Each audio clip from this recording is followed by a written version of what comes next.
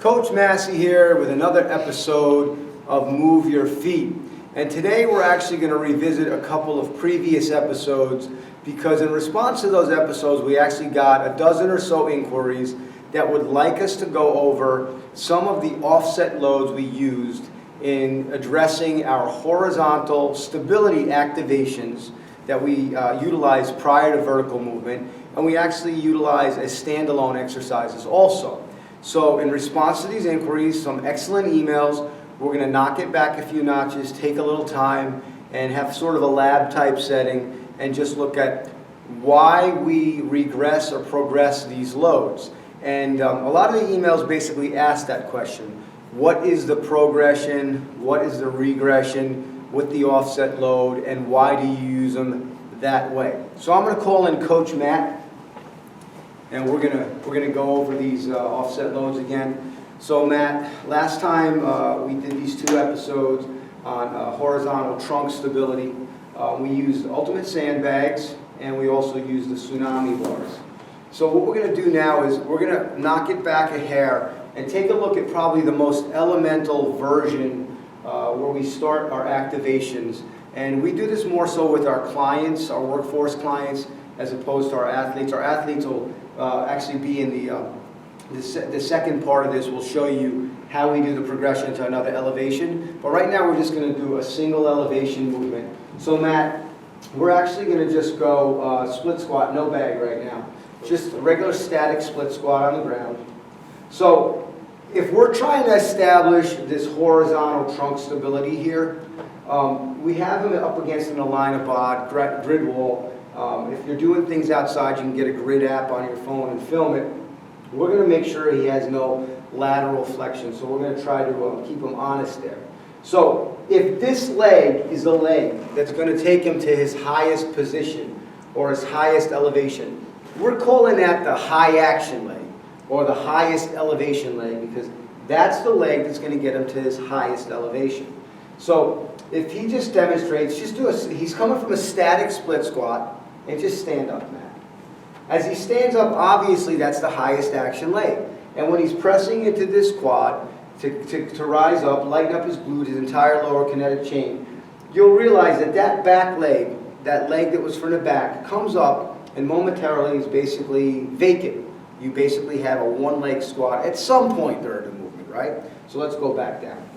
So if we look at the regression, the simplest version of this, Matt is going to load towards this side. We're going to go right here, Matt, in the crook of your arm. Okay? Now, this seems fairly easy to you, right? I mean, it's on your post leg. So you're going to grab the handle. So he's going to go tension, attention. Now, just stand up, Matt. Relatively easy because it's on the post side. Go back down slowly. And come back up again. Go back down again. And hold that second.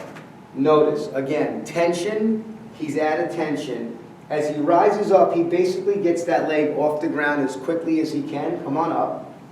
Because he wants that side to be hollow, and he wants his body to fight lateral flexion. He wants to develop that horizontal trunk stability. So, Maddie, this is the regression. That's the simplest version, right? Okay, because it's on the post side. It's supported by that post leg. It's not that challenging.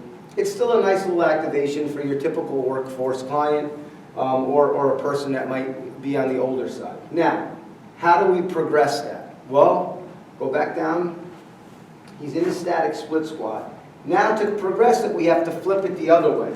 You see, when we take it away from the high action leg, or the leg that's taking him to the highest elevation, we now have we have a moment in time where we're temporarily suspended. It's a hollow leg. You're hovering and you're utilizing this side to stabilize your trunk from kiltering laterally that way. So that's why this would be considered the progression, okay? So tension, attention, and then just drive straight up. Boom, now go back down. Now we're going to change the tempo on a little bit. Come up a little quick, Matt, and go down a little slower. So you can also vary the tempo to make it a little bit more challenging. But understanding, once again, the reason we would consider this the progression is because it's on this side. It's away from the high action, or the leg that takes him to the highest elevation, which means that's temporarily hollow on that side, which requires him to concentrate on this leg, concentrate on staying up and tall and not collapsing laterally, so he has that horizontal trunk stability. So, I mean, that's fairly easy stuff. Now, one of the other tools we used to do that was the tsunami bar, but before we bring that in, we're actually going to just take this and we're going to go and add another elevation to this entire movement. So we're just going to slide over a box. And once again, when you're looking to do this movement and you're looking for that lateral flexion and how to avoid it, these activations are rather simple. But Matt, let's slide around to this side so now they can understand. And we'll get back to the front side of the box. And forgive me if I step out of frame. So Matt, let me have this bag real quick. And you get set up. So let's get that front foot forward a little bit. I'm sort of a stickler. I don't like a huge shin angle. I don't like it too much like a lunge. I don't want to set the person up to come forward too easily or force them to press off that back toe. I like to let's see them use, that just dead stall power to come out of the hole, in this case from a static split squat. Now, previously, if there were no box here, that was going to be Matt's high action leg, because that would have taken him to the highest elevation. But now, because he has to also come up and step on the box, it's now the opposite leg, the leg that comes through, that becomes his highest action leg, and the opposite side becomes hollow. And I hope I'm not confusing anybody here, but Matt, just show him what that looks like. Steps up, that's the highest action leg. Go back down, eccentric control, please. And you got to get back to that good deep position, good wide, or I should say long base. This is really good for inter and intramuscular coordination also, varying the tempos. So Matt, here's your bag. That's your high action leg, your left leg.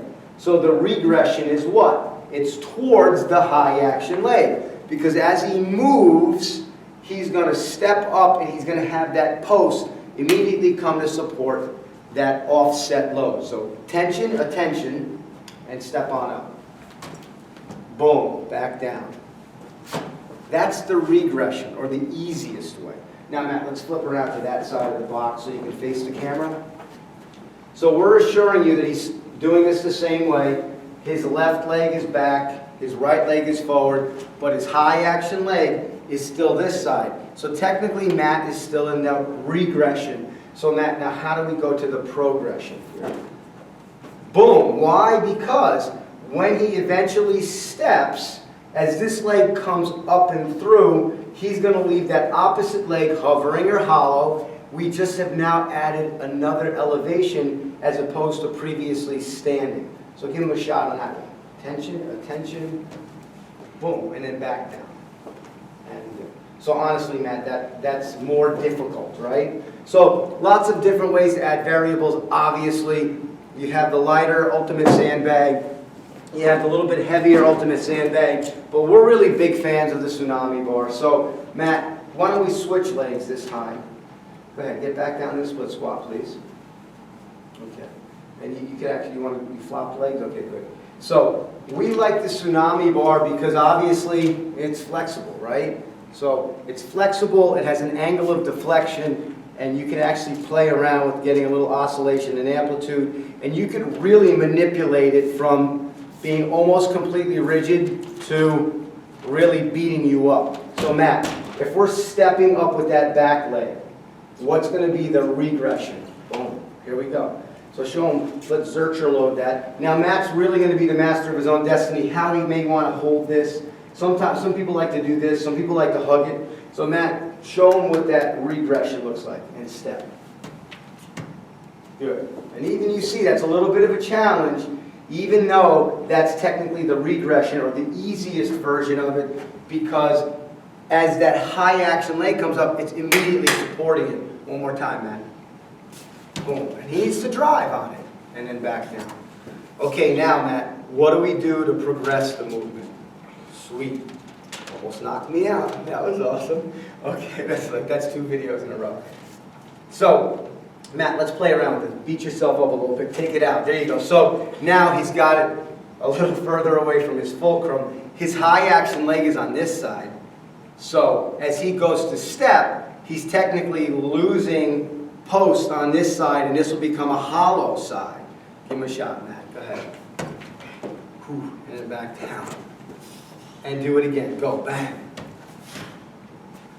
Good job. So progression or regression right there, Matt? Progression. Progression right there. So, look, we just wanted to show this to you again. We did get a dozen or so emails. I hope we kind of slowed that down and helped you understand that a little better. But we also did a lateral movement in those series. So we don't want to have to shoot a whole nother video since we're talking about the offset load. So we'll jump right into that. So Matt, let's keep the tsunami bar here. And Matt did some very simple lateral steps. We talked about making sure that when he does a lateral box step up, he's not doing this big rotation, unless for some reason you guys are trying to do a sort of a drive step with a rotational element to it, which is another whole game. So if Matt's here and he's just going to go whoop and step up, let's look at how we progress and regress. So Matt, going that way, which is your high action leg? We're going to not cross up. We're going to go straight up. So this is going to be the high action leg. Now, one viewer was pretty intelligent about it and said, well, you know, I just look at it where the box is. Okay, and that's definitely a way to look at it. So if this is going to be his high action leg, which is towards the box, if he loads towards the box, this is the regression because he doesn't have a floating hollow leg with a load over it. There is no load on this side, so give him that one. Just step on up. Boom. Fairly easy, correct? Yes. Boom. Now, here's what you think. Load away from the high action leg, which incidentally, as one viewer said, Coach Massey, it's basically offset load away from the box when you're doing this movement, correct? Correct. So Matt, progression here, right? Boom. Up he goes. Hollow leg. Let's slow that one down. Come up. Push hard, boom, and rest. Now you'll see, this bar starts to tug you around a little bit. You almost start to rely on kind of popping up, which we really don't want to be done.